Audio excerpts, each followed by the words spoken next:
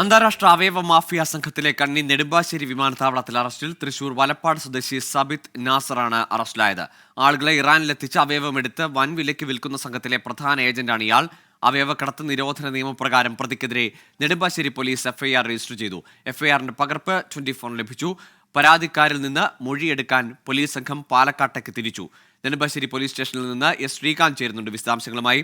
ശ്രീകാന്ത്, ആളുകളുടെ നിസ്സഹായാവസ്ഥയെ ചൂഷണം ചെയ്യുകയാണോ ഇയാൾ ചെയ്തുകൊണ്ടിരുന്നത്? എങ്ങനെയാണ് ഈ പരാതിയിലൂടെ ഈ വിവരങ്ങൾ പുറത്തു വന്നത്? ഇയാൾക്കൊപ്പം മറ്റ് ആളുകൾ, ഈ സംഘത്തിലുള്ള മറ്റാരെങ്കിലും മലയാളികളുണ്ടോ? നിലവിൽ കിട്ടുന്ന വിവരമനുസരിച്ച് രാജ്യാന്തര അവയവ മാഫിയ സംഘത്തിലെ പ്രധാന കണ്ണിയാണ് ഇയാൾ എന്ന് മനസ്സിലാക്കുന്നു. തൃശൂർ സ്വദേശി സബിത് നാസറാണ് നെടുമ്പാശ്ശേരി വിമാനത്താവളത്തിൽ അറസ്റ്റിലായത്. അവർ ഇമിഗ്രേഷൻ വകുപ്പിലെ ഉദ്യോഗസ്ഥർ ഇയാളെ തടഞ്ഞുവെച്ച് നെടുമ്പാശ്ശേരി പോലീസിന് കൈമാറുകയാണ് ഉണ്ടായത്. ചോദ്യം ചെയ്യലിൽ താൻ അവയവ മാഫിയ സംഘത്തിലെ ഏജന്റാണെന്ന് ഇയാൾ സമ്മതിച്ചിട്ടുണ്ട്. ഇതിപ്പോൾ റൂറൽ എസ് പി വ്യക്തമാക്കിയ പ്രധാനപ്പെട്ട ആളുകൾക്ക് സാമ്പത്തിക സഹായം വാഗ്ദാനം ചെയ്താണ് പ്രതി വലയിൽ വീഴ്ത്തുന്നത്. പിന്നീട് ഇവരെ ഇറാനിലെത്തിച്ച് അവയവം അവരുകയാണ് ചെയ്യുക.